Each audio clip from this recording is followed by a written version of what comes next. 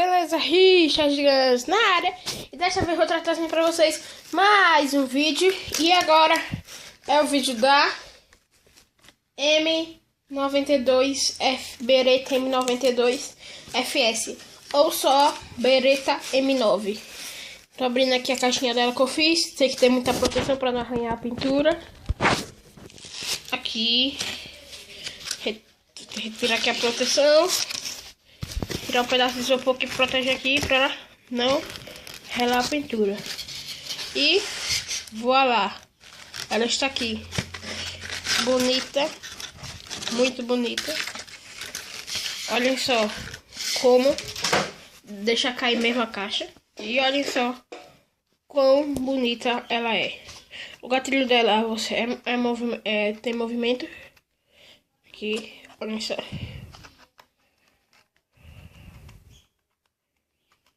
Tem movimento, um pouquinho de movimento, não tem carregador.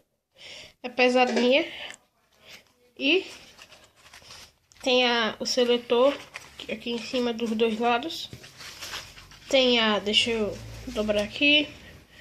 Tem a alça e massa. Tem o cão, que não é rebatível. Tem aqui também a trava do ferrolho e outros detalhes. Olha só como ela é. A parte que eu menos gostei foi essa do cano, que ficou meio torto. Foi o da frente. Mas tirando isso, ela ficou perfeita. Perfeitamente perfeita. Foi uma das... essa aqui com certeza é a arma mais legal que eu já fiz. Tá aqui o cano dela. Aqui é o cano mesmo de papel. Aqui. E era pra ela vir com o slide pra trás e voltar. Mas eu não consigo. Eu consigo fazer. Só que deu preguiça na hora. Aí então eu não terminei. E essa é a única arma que eu fiz uma caixa.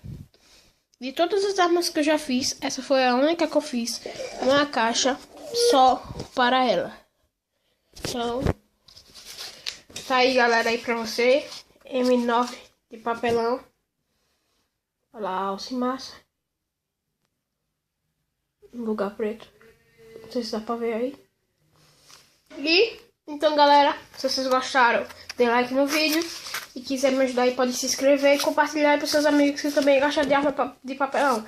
Então, tchau e até próximos vídeos.